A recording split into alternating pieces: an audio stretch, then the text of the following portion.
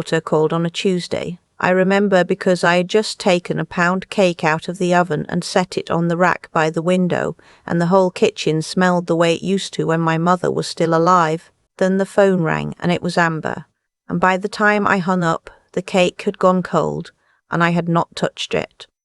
She said she was coming over on Saturday with her husband, Glenn, and that there were some things we needed to discuss. That was how she put it. Things we needed to discuss. As if I were a tenant behind on rent and not her mother. I said that would be fine. I said I would make lunch. She said not to bother. I made lunch anyway. I made chicken salad and sweet tea and put out the good napkins, the linen ones my husband Walter had bought at a little shop in Savannah the year before he passed.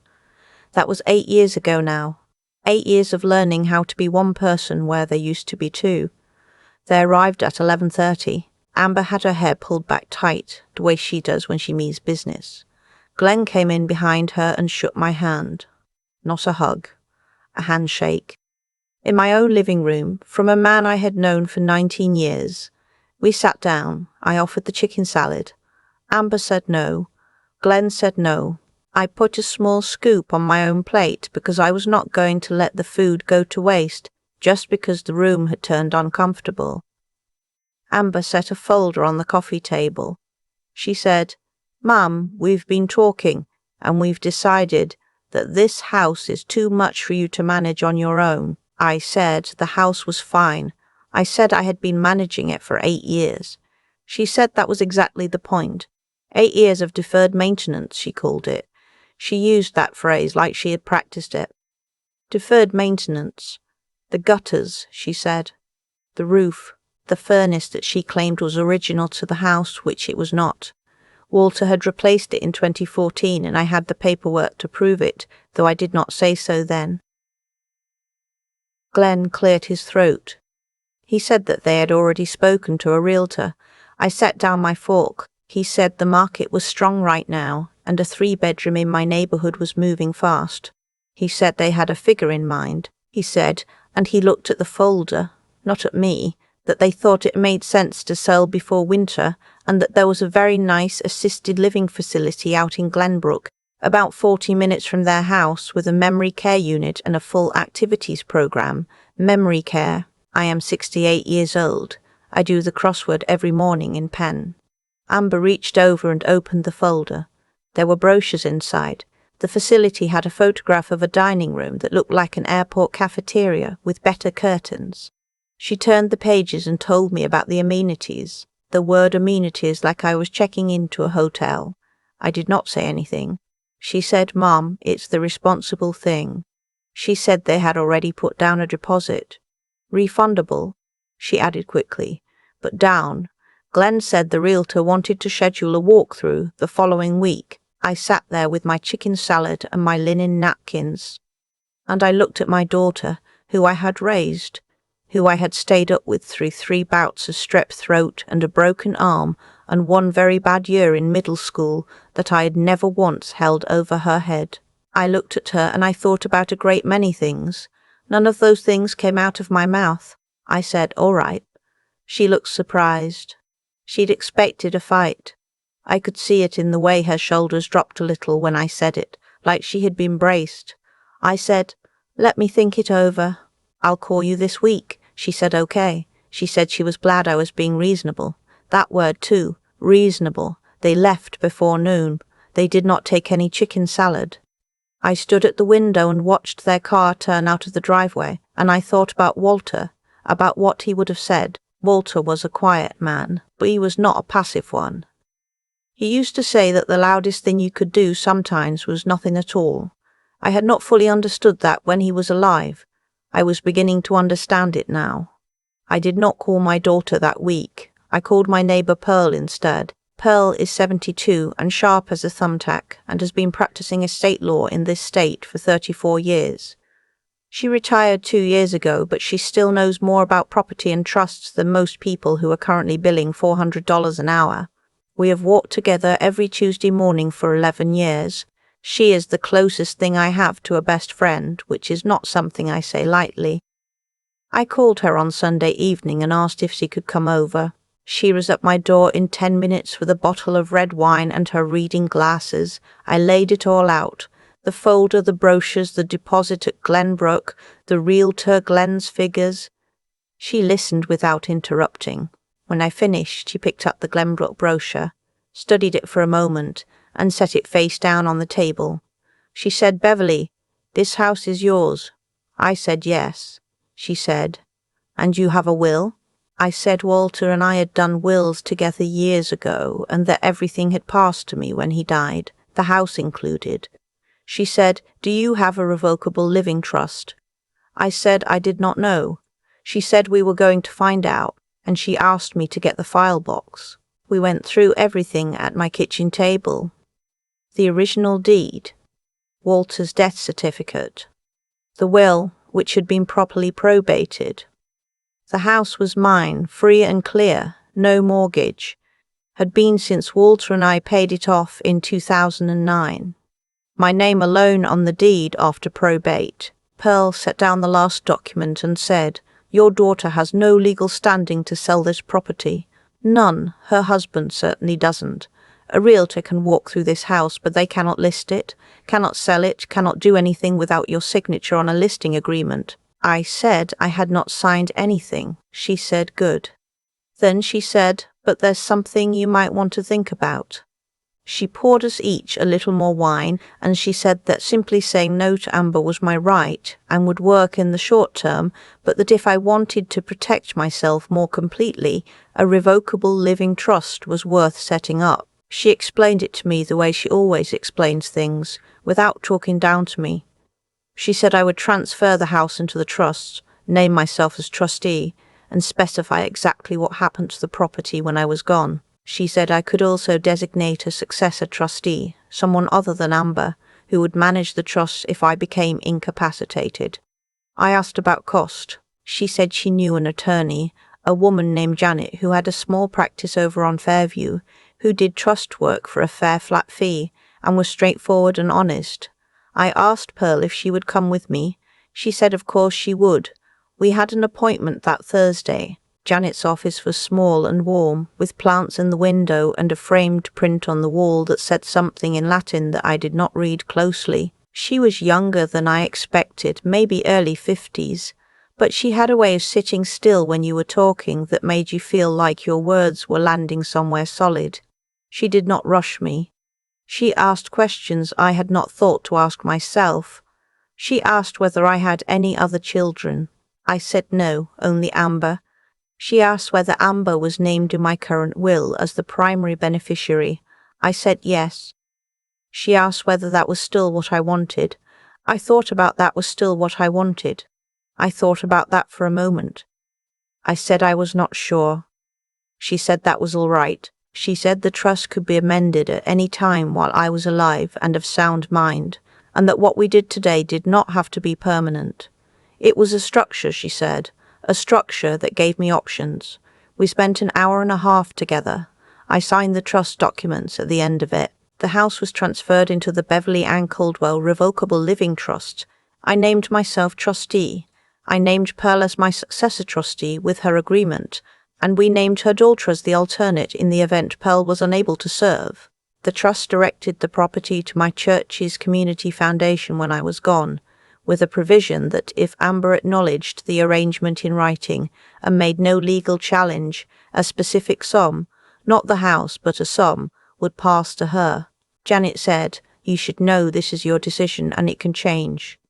I said I knew. She said, "And I would recommend you not tell your daughter about this until the scheduled walkthrough."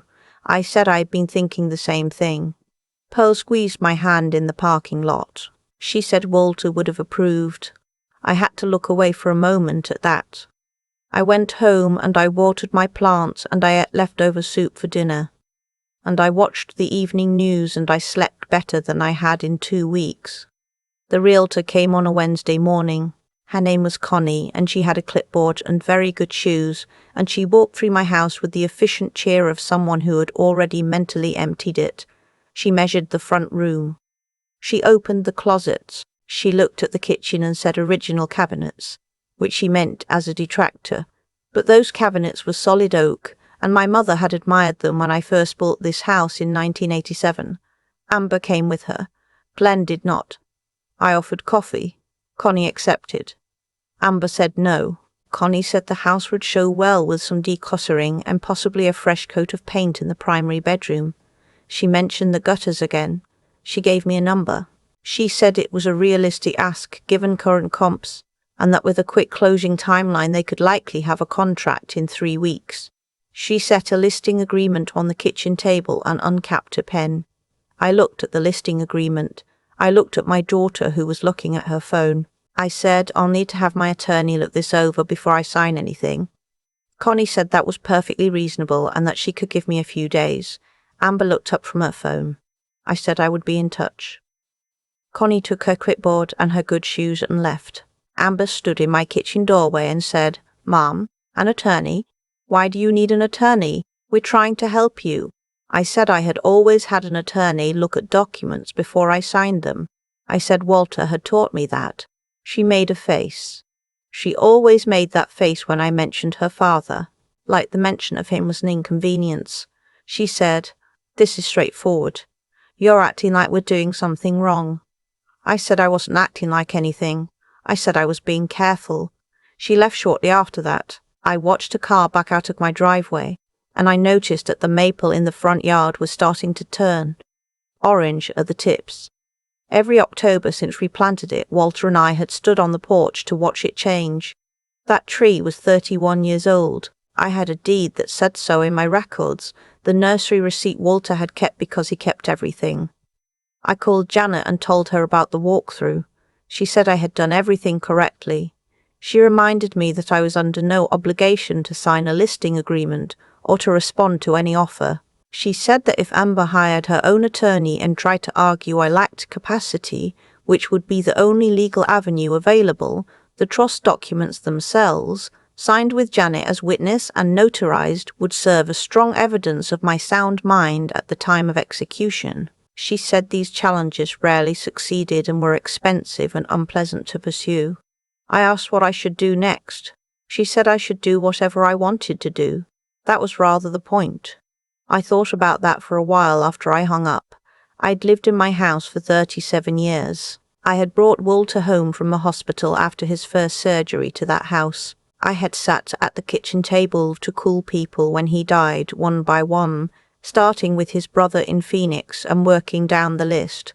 And I had not cried until the very last call because I needed to be clear-voiced for all the ones before it. I had planted the rose bushes along the back fence the spring after he was gone because I needed something to tend. They still bloomed every June. This was not a house that needed to be sold. This was a house that needed to be kept. A week after the walkthrough, Amber called. She said Connie was asking about the listing agreement. She said they needed an answer. I said I had an answer. There was a pause. I said, I'm not selling the house. She said, Mom. I said, it is my house. It is in my name. I have spoken to an attorney, and I understand my rights. I am not selling, and I am not moving to Glenbrook or anywhere else. She said, this is not what we agreed to. I said I had not agreed to anything. I said I had listened, which was not the same thing. She said she was only trying to help, and that I was being difficult. There was that word again adjacent to reasonable. The two of them like a little fence meant to keep me inside something. I said, Amber, I love you. I am not angry. But I need you to understand that I am capable of making my own decisions, and this decision has been made.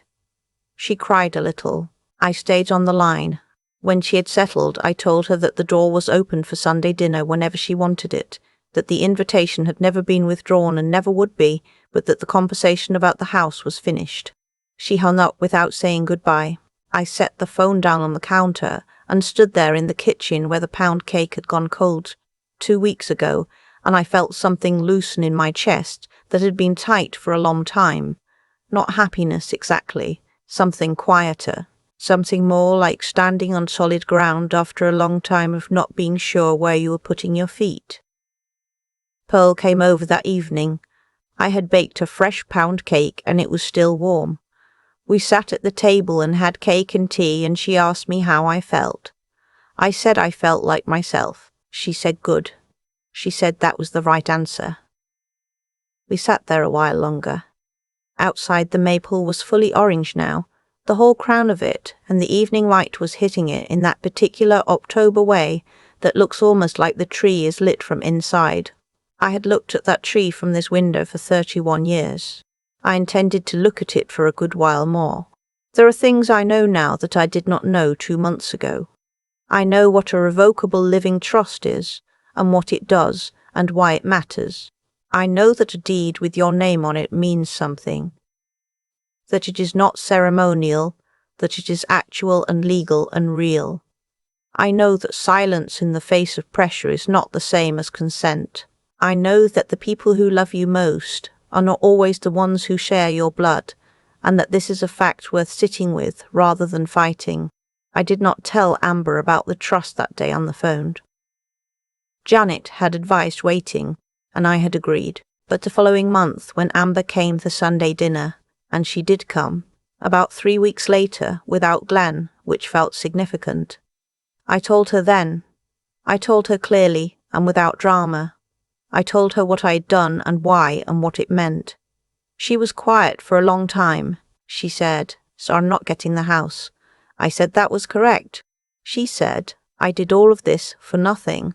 I said I thought she might want to consider what she thought all of this was for.